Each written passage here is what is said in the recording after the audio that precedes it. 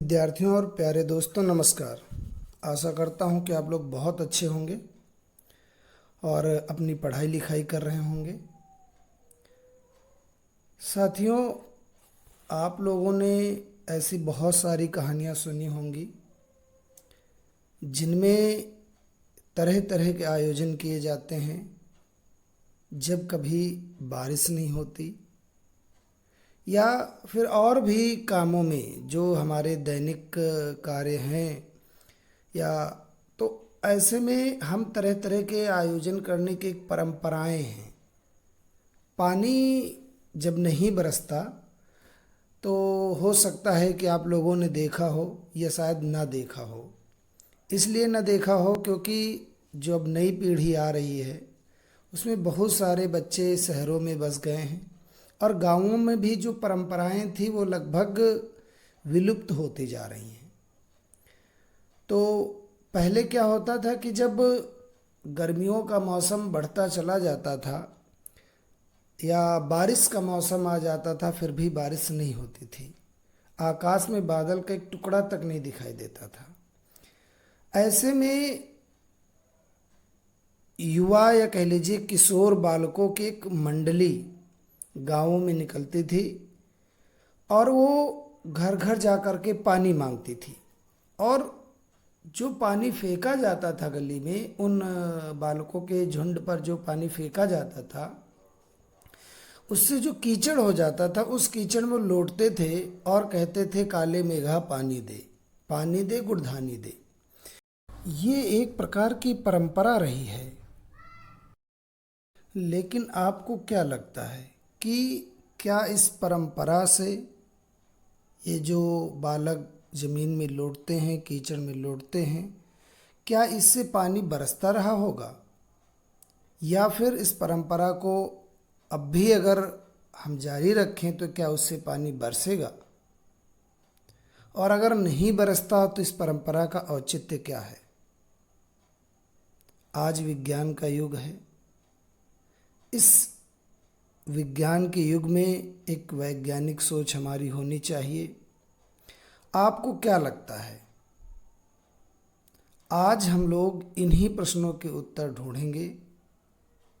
आज का हमारा पाठ है काले मेघा पानी दे। धर्मवीर भारती का यह निबंध या लेख पढ़ेंगे और हम लोक परंपरा या लोक विश्वास और विज्ञान, इनके द्वंद्व को देखेंगे, इनके सामंजस्य को देखेंगे।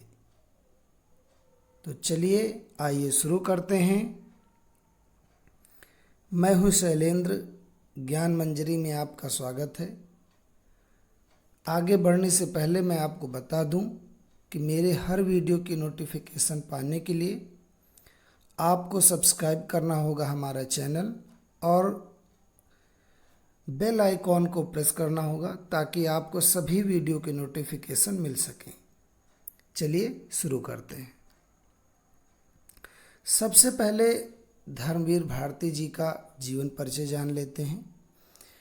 जन्म 1926 इलाहाबाद उत्तर प्रदेश में हुआ।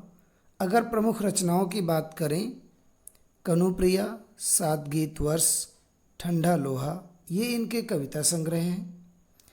बंद गली का आखिरी मकान, ये कहानी संग्रह है।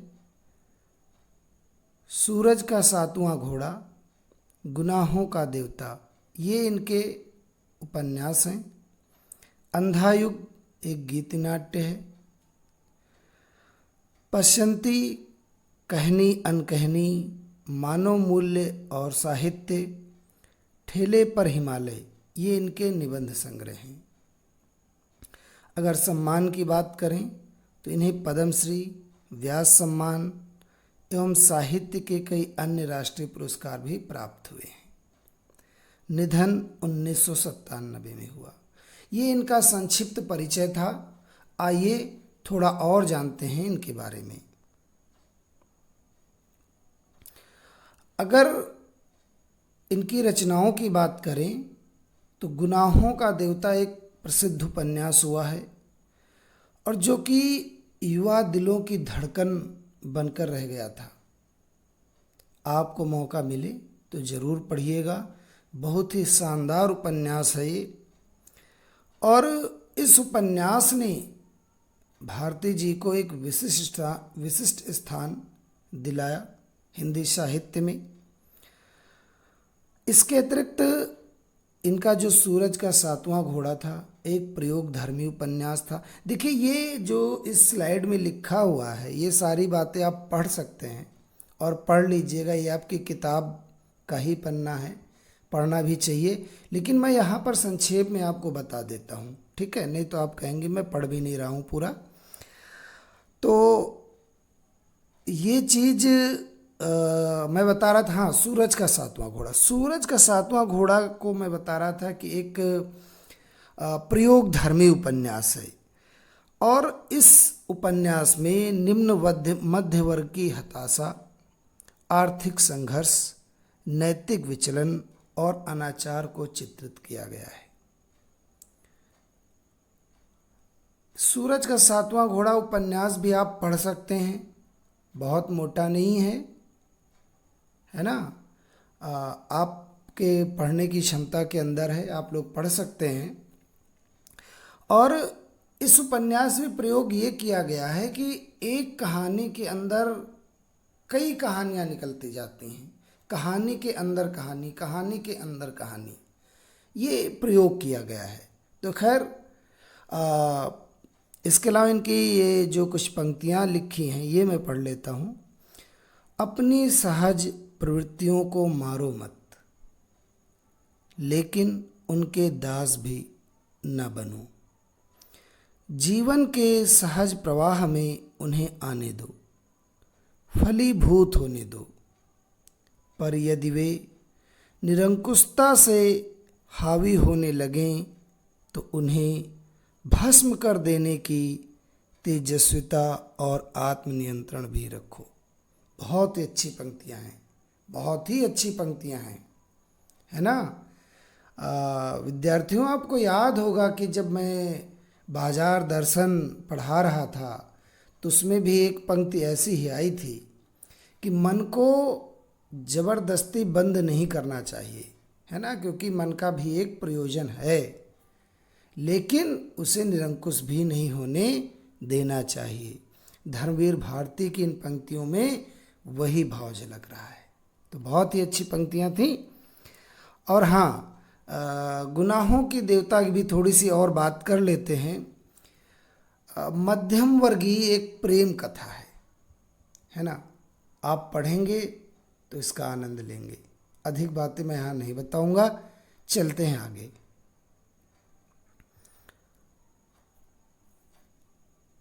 स्वतंत्रता के बाद गिरते हुए जीवन मूल्य, अनास्था, मोहभंग, विश्व युद्धों से उपजा हुआ डर और अमानवीयता की अभिव्यक्ति अंधा युग में हुई है। हमने गुनाहों के देवता की बात की, सूरज का सातवां घोड़ा की बात की, ये दोनों उपन्यास थे। अंधा युग एक गीति नाट्य है। गीति नाट्य मतलब गीतों से भरी हुई नाटिका, है ना? और ये जो अंधा युग नाटक है, गीति नाट्य है, इसमें महाभारत के अंतिम भाग की कहानी को चित्रित किया गया है। उसके माध्यम से हमारे समाज की, हमारी दुनिया की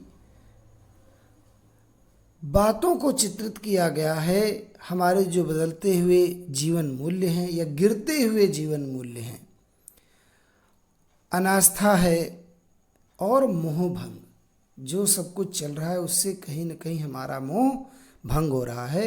इन सारी चीज़ों पर आधारित है अंधा युग। इसे भी आप पढ़ सकते हैं और मैं तो कहूँगा पढ़िए, जितना पढ़ेंगे उतना जानेंगे। और साहित्य तो ऐसा होता है कि हमारे जीवन को एक नई रोशनी प्रदान करता है, तो इसलिए पढ़ना चाहिए। मैंने गुनाहों का देवता, सूरज का सातवां घोड़ा, अंधा युग, बंद गली का आखिरी मकान, गुल की बन्नो, ये जिनकी कहानी संग्रह सब मैंने पढ़ रखा है, तो आप भी पढ़िए। चलिए आगे चलते हैं। इन विधाओं के अलावा भारती जी ने निबंध और रिपोर्टाज भी लिखे। इनके गद्य लेखन में सहजता और आत्मीयता है। बड़ी से बड़ी बात को बातचीत की शैली में कहते हैं और सीधे पाठकों के मन को छू लेते हैं। ये इनकी जो है साहित्यिक विशेषता है। एक लंबे समय तक हिंदी की साप्ताहिक पत्रिका धर्मयुग का संपादन भी करते रहे। चलिए आगे चलते हैं। अब काले मेघा पानी दे की बात करते हैं। वैसे संक्षेप में मैंने आपको एक इशारा किया था, एक संकेत किया था इस पाठ पर, लेकिन थोड़ी सी बात कर लेते हैं। लोक प्रचलित विश्वास और विज्ञान के द्वंद्व का सुंदर चित्रण यहाँ पर आपको मिलेगा। हमने इस बात का जिक्र किया था। विज्ञान का अपना तर्क है और विश्वास का अपना सामर्थ्य। विज्ञान हर बात को अपने तर्क से सही सिद्ध करता है, लेकिन लोक विश्वास, विज्ञान कितना भी कहता रहे, लोग अपनी परंपराओं को जीना नहीं छोड़ते। लोग जो है, या कह लीजिए जो लोक विश्वास होते हैं, वो लोगों से उन विश्वासों को मानने का कार्य कराते हैं या मानने पर बाध्य कर देते हैं। ये उनकी सामर्थ्य है, ये उनकी शक्ति है। तो इस पाठ में आपको बड़ा मजा आएगा, क्योंकि एक तरफ लोक विश्वास और दूसरी तरफ विज्ञान, दोनों की कुश्ती आपको देखने को मिलेगी, दोनों का द्वंद्व आपको देखने को मिलेगा।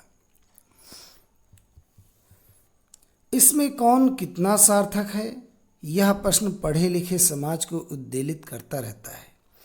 इसी दुविधा को लेकर लेखक ने पानी के संदर्भ में प्रसंग रचा है।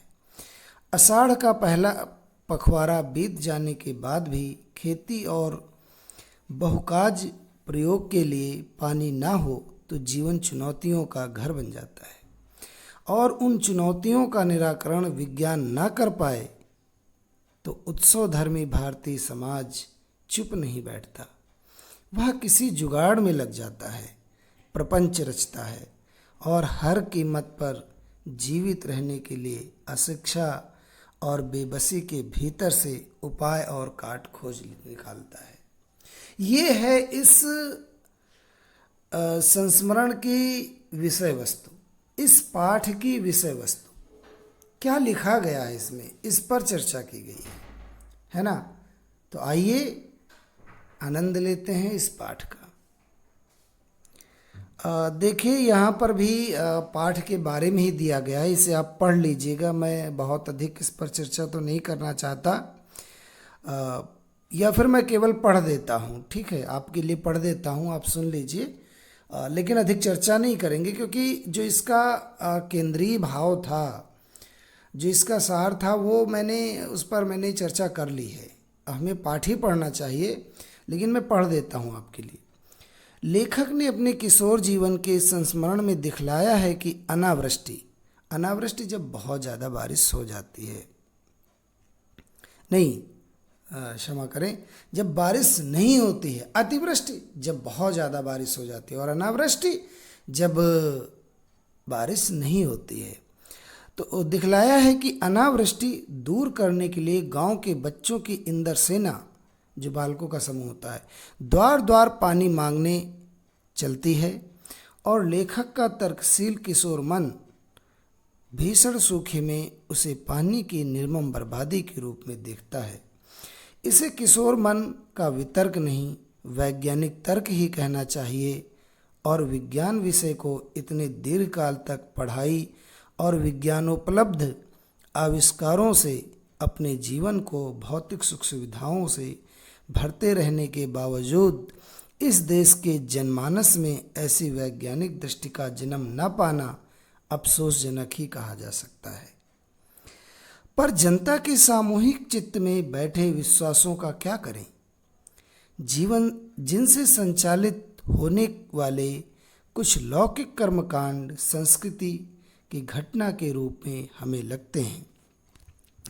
यदि वे विश्वास अब प्रत्यक्षतः जानलेवा या नस्ल, जाति, मजहब और लिंग के आधार पर किसी समुदाय के लिए अपमानजनक हों, तब तो उन्हें अंधविश्वास कहकर उनका शीघ्र निराकरण ही एकमात्र कर्तव्य है। पर यदि कुछ विश्वास विज्ञान सम्मत न होकर भी उक्त तरह से हानिकर न हो, तो उनके साथ भी उसी प्रकार का बर्ताव क्या उचित है? ऐसा करने में क्या हमारे सांस्कृतिक मन के खाली खाली हो जाने का खतरा नहीं है? तो मैंने कहा था, इस पर मैं पढ़ देता हूँ आपके लिए, ऐसा ही मैंने कहा था, लेकिन संक्षेप में दो बातें मैं कर लेता हूँ कि जब लेखक ये देखता है कि बालक मंडली या इंद्र सेना पर पानी फेंका जाता है तो पानी की निर्मम बर्बादी होती है, और उस बर्बादी को कितना उचित कहा जा सकता है, जबकि तो इसे एक विज्ञान का तर्क ही कहना चाहिए, है ना। ऐसा नहीं कहना चाहिए कि किशोर मन या लेखक का मन केवल तर्कशील है, ये कहकर हमें नहीं छोड़ देना चाहिए। आज विज्ञान की जो उपलब्धियां हैं, जो आविष्कार हैं, हमें उन पर सोचना होगा, और ये उसी के एक परिणाम था, उसी की एक प्रतिध्वनि थी, लेखक का जो तर्क था। दूसरी ओर लोक विश्वास हैं। लोक विश्वास जब इतने आविष्कार हो जाने के बाद भी अगर हम बहुत सारी समस्याओं का हल नहीं कर पा रहे हैं, तो जो जनता है वो अपने दुख, बेबसी और हताशा के बीच से जब उपाय खोजती है, तो उसे कहाँ तक ना मानना ठीक रहेगा। अच्छा, दूसरी चीज़ ये कि अगर ये लोक विश्वास किसी नस्ल, जाति, धर्म इत्यादि का विरोध करें, या कह लीजिए कि धर्म की बात तो नहीं की गई, लेकिन अगर किसी पर जानलेवा परिणाम डालें, तो इन विश्वासों का शीघ्र ही निराकरण कर देना चाहिए, इन्हें छोड़ देना चाहिए। लेकिन अगर ऐसा कोई प्रभाव नहीं पड़ता है, तो क्या हम इनको साथ लेकर नहीं चल सकते हैं? और अगर साथ लेकर नहीं चलेंगे, तो क्या हमारा सांस्कृतिक मन खाली खाली नहीं हो जाएगा, रिक्त नहीं हो जाएगा? चलिए आगे चलते हैं। विश्वास की भी तो एक रचनात्मक भूमिका हो सकती है, आपातकाल में निराशा दूर करने या अधीरता को थामने अथवा विभक्त जनचेतना को जोड़ने के अर्थ में। अब सवाल रह जाता है कि बारिश के लिए किए जाने वाले उक्त भोले प्रयत्न किस कोटि के अंतर्गत हैं। लेखक ने कोई निर्णय नहीं दिया है, पर एक बात स्पष्ट होती है कि जीवों की संतुष्टि और अपने प्रति उनका सद्भाव बचाए रखने के लिए वह उन तमाम रीति रिवाजों को ऊपरी तौर पर ही सही अपनाने को बचपन में बाध्य बना रहता था। इससे क्या संकेत लिया जा सकता है? विज्ञान सत्य बड़ा है या सहज प्रेम का रस, या दोनों? विद्यार्थियों, मैं कोई टिप्पणी नहीं करूंगा, मैं कहूंगा कि आप टिप्पणी कीजिए, आप बताइए अपने विचार, हमें भी पता चले कि हमारे विद्यार्थी क्या सोचते हैं, कैसा महसूस करते हैं, उनके सोचने का ढंग क्या है, वो समाज को क्या गति दे सकते हैं, वो समाज के बारे में क्या सोचते हैं, दुनिया के बारे में क्या सोचते हैं। तो विद्यार्थियों, बताइए ज़रूर, ताकि मुझे भी पता चले कि आप लोग क्या पढ़ते हैं और क्या सीखते हैं, या फिर आपकी सोच क्या है। तो चलिए आगे चलते हैं, पाठ शुरू करते हैं। काले मेघा पानी दे। उन लोगों के दो नाम थे, इंद्र सेना या मेढक मंडली, बिल्कुल एक दूसरे के विपरीत। जो लोग उनके नग्न स्वरूप, शरीर, उनकी उछल कूद, उनके शोर शराबे और उनके कारण गली में होने वाले कीचड़ कांदों से चिढ़ते थे, वे उन्हें कहते थे मेढक मंडली। उनकी अगवानी गलियों से होती थी, क्षमा करें, उनकी अगवानी गालियों से होती थी। वे होते थे 10-12 बरस के, 16-18 बरस के लड़के, सांवला नंगा बदन, सिर्फ एक जांघिया या कभी कभी सिर्फ लंगोटी। एक जगह इकट्ठे होते थे, पहला जयकारा लगता था, बोल गंगा मैया की जय। जयकारा सुनते ही लोग सावधान हो जाते थे। स्त्रियां और लड़कियां छज्जे बारजे से झांकने लगती थी और यह विचित्र नंग धड़ंग टोली टहलती उछलती कूदती समवेत पुकार लगाती थी। विद्यार्थियों, यहाँ पर बहुत कुछ व्याख्या करने के लिए नहीं है ना। आपको सब कुछ समझ में आ गया होगा। चलते हैं आगे। काले मेघा पानी दे, गगरी फूटी बैल पियासा, पानी दे गुड़धानी दे, काले मेघा पानी दे। उछलते कूदते एक दूसरे को धकियाते थे। धकियाते ये लोग गली में किसी एक दुमहले मकान के सामने रुक जाते। पानी दे मैया, इंदर सेना आई है। और जिन घरों में आखिर जेठ या शुरू आषाढ़ के उन सूखे दिनों में पानी की कमी भी होती थी, जिन घरों के कुएं भी सूखे होते थे, उन घरों से भी सहेज कर रखे हुए पानी में से बाल्टी या घड़े भर भर कर इन बच्चों को सर से पैर तक तर कर दिया जाता था। ये भीगे बदन मिट्टी में लोट लगाते थे। पानी फेंकने से पैदा हुए कीचड़ में लथपथ हो जाते थे। हाथ पांव, बदन, मुंह, पेट सब पर गंदा कीचड़ मल कर फिर हाँक लगाते, बोल गंगा मैया की जय। और फिर मंडली बांधकर उछलते कूदते अगले घर की ओर चल पड़ते। बादलों को टेरते, काले मेघा पानी दे। वे सचमुच ऐसे दिन होते जब गली मोहल्ला, गांव शहर, हर जगह लोग गर्मी में भुन भुन कर त्राहिमाम कर रहे होते। त्राहिमाम, मेरी रक्षा करो। जेठ के 10 तपा बीत कर आषाढ़ का पहला पखवाड़ा भी बीत चुका होता, पर क्षितिज पर कहीं बादल की रेख भी नहीं दिखती होती। क्षितिज, जहाँ पर आसमान और धरती मिले हुए दिखाई देते हैं। कुएं सूखने लगते। नलों में एक तो बहुत कम पानी आता और आता भी तो आधी रात को भी मानो खौलता हुआ पानी हो।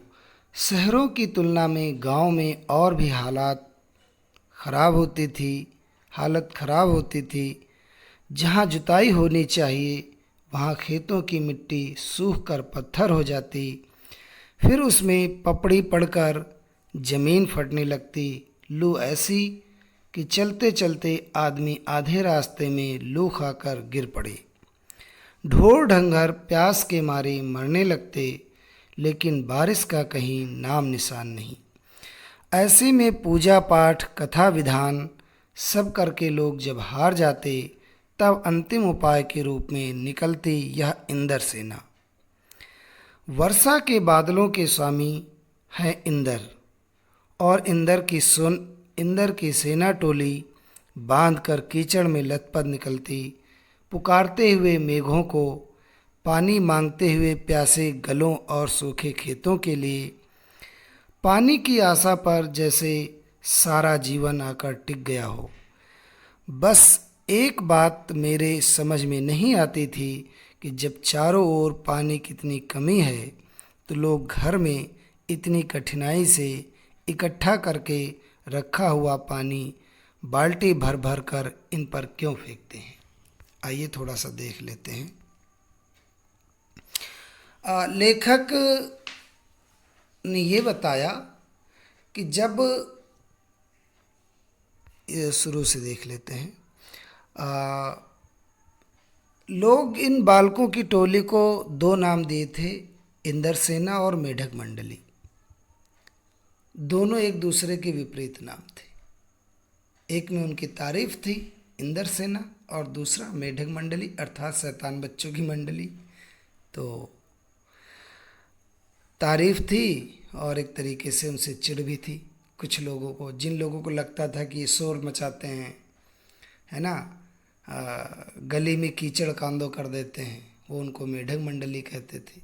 जिनको ये विश्वास था कि इनके इस कृत्य से पानी बरसेगा, इंद्र भगवान प्रसन्न होंगे, वो इनको इंद्रसेना कहते थे। तो वो आते, गंगा मैया का जयकारा लगाते, काले मेघा पानी दे की बात कहते, बादलों को टेरते पुकारते। ऐसी थी इंद्रसेना या मेढक मंडली। उछलते कूदते एक दूसरे को धक्याते ये लोग गली मोहल्लों में निकल जाते। लोग इनका गालियों से स्वागत भी करते या जैसा भी हो। पानी, और जब घरों के पास निकलते तो घर वालों को पुकार कर कहते, पानी दे मैया, इंद्रसेना आई है। ये सारी बातें होती। और जो वातावरण था वो ऐसा था कि बादलों में पानी की रेखा, बादल की रेखा भी नहीं दिखाई देती। चारों ओर त्राहिमाम मचा होता और ढोर ढंगर प्यासे रह जाते। खेती होनी चाहिए तो वहाँ भी खेत की मिट्टी सूख कर पत्थर हो जाती, कैसे खेती हो। और चलता फिरता आदमी भी लू लगने से गिर पड़े, अर्थात लू चलती रहती, यानी भीषण गर्मी पड़ रही होती और बारिश का नामो निशान नहीं होता था। एक लाइन में ये कह सकते हैं। और चूंकि बारिश के देवता इंद्र हैं और ये इंद्र की सेना है, सारी बातें ठीक थीं, लेकिन लेखक को ये लगता है कि जब चारों तरफ पानी के लिए त्राहिमाम मची हो, पानी के लिए लोग संघर्ष कर रहे होंगे कि कहाँ से पानी आए, ऐसे में पानी की निर्मम बर्बादी, ऐसे लोगों, इन बच्चों के झुंड पर पानी फेंक देना कहाँ तक उचित है, अर्थात उचित नहीं है, ऐसा लेखक को लगता है। कैसी निर्मम बर्बादी है पानी की, देश की कितनी क्षति होती है इस तरह के अंधविश्वासों से। कौन कहता है इन्हें इंद्र की सेना? अगर इंद्र महाराज से ये पानी दिलवा सकते हैं तो खुद अपने लिए पानी क्यों नहीं मांग लेते? ये है तर्क, ये है प्रश्न। क्यों मोहल्ले भर का पानी नष्ट करवाते घूमते हैं? नहीं, यह सब पाखंड है, अंधविश्वास है।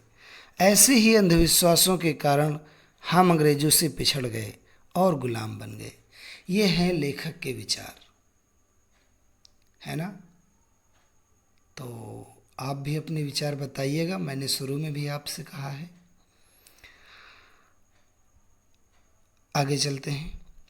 मैं असल में था तो इन्हीं मेढक मंडली वालों की उम्र का, पर कुछ तो बचपन के आर्य समाजी संस्कार थे और एक कुमार सुधार सभा कायम हुई थी, उसका उपमंत्री बना दिया गया था। सो समाज सुधार का जोश कुछ ज़्यादा ही था। अंधविश्वासों के खिलाफ तो तर्कस में तीर रखकर घूमता रहता था, मगर मुश्किल यह थी कि मुझे अपने बचपन में जिससे सबसे अधिक प्यार मिला वे थी जीजी। यूँ मेरे रिश्ते में कोई नहीं थी, उम्र में मेरी माँ से भी बड़ी थी, पर अपने लड़के बहू सबको छोड़कर उनके प्राण मुझी में बसते थे। और वे थीं उन तमाम रीति रिवाजों, तीज त्योहारों, पूजा अनुष्ठानों की खान जिन्हें कुमार सुधार सभा का यह उपमंत्री अंधविश्वास कहता था और उन्हें जड़ से उखाड़ फेंकना चाहता था। पर मुश्किल यह थी कि उनका कोई पूजा विधान, कोई त्यौहार अनुष्ठान मेरे बिना पूरा नहीं होता था। दिवाली है तो गोबर और कौड़ियों से गोवर्धन और सतिया बनाने में लगा हूँ। जन्माष्टमी है तो रोज़ 8 दिन की झांकी तक को सजाने और पंजीरी बांटने में लगा हूँ।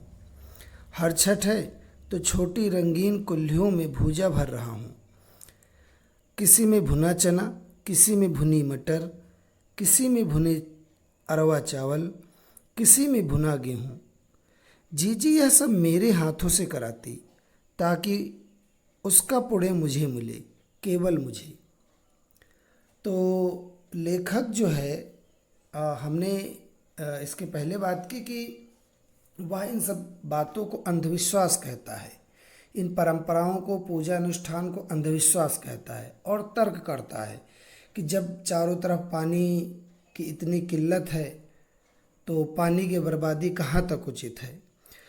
तो इसके पीछे कारण बताता है कि यद्यपि लेखक भी उन्हीं मेढक मंडली में शामिल लड़कों की उम्र का ही था, बावजूद इसके वह इस प्रकार के विचार रखने के पीछे कारण ये थे कि एक तो आर्य समाजी संस्कार थे उसके, दूसरा एक कुमार सुधार सभा गठित की गई थी उस समय और उसमें उसे उपमंत्री बना दिया गया था।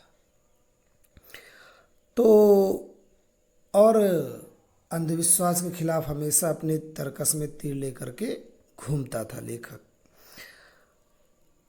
लेकिन मुश्किल ये थी कि उसे जिस व्यक्ति से सबसे अधिक प्यार मिला था वे थी जीजी। जीजी वैसे तो उसकी कोई नहीं थी, लेकिन अपने बहू बेटों को छोड़ करके जीजी के प्राण हमेशा लेखक में ही बसते थे। लेखक को ही प्रेम करती थी, लेखक को बहुत मानती थी जीजी। और जीजी पूजा अनुष्ठान, तीज त्योहार, इन सब की खान थी। तो लेखक जो है, लेखक के सामने ये समस्या खड़ी हो गई कि आखिर वो क्या करे। और उस पर भी मुश्किल ये थी कि जीजी का कोई भी पूजा, कोई भी अनुष्ठान लेखक के बिना पूरा नहीं होता था। अगर दिवाली है तो गोवर्धन बनाने के लिए गोबर इत्यादि से कौड़िया इत्यादि बनाने में लगा हुआ है। जन्माष्टमी है तो झांकी सजा रहा है या पंजीरी बांट रहा है। हर छठ है तो जो है कुल्हियों में भूजा भर रहा है। तो ये सारे क्रियाकलाप इसलिए लेखक करता था क्योंकि जीजी चाहती थी कि वह इन कार्यों में लेखक उनकी सहायता करे। क्यों? क्योंकि इन सभी कार्यों में जो पुण्य मिलेगा वह लेखक को मिल सके। तो जीजी ऐसा चाहती थी। जीजी लेखक को इतना चाहती थी कि हर काम, हर पूजा अनुष्ठान इत्यादि उससे करवाती थी, उसका सहयोग लेती थी ताकि लेखक को इन सब चीज़ों का लाभ मिल सके, पुण्य का लाभ मिल सके।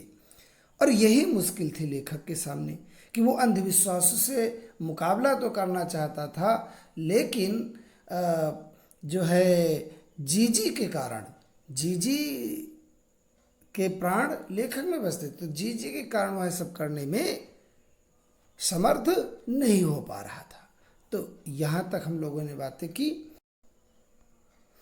और अब हम पूछेंगे आपसे कुछ प्रश्न, क्योंकि शेष भाग हम पढ़ेंगे अगले अंक में।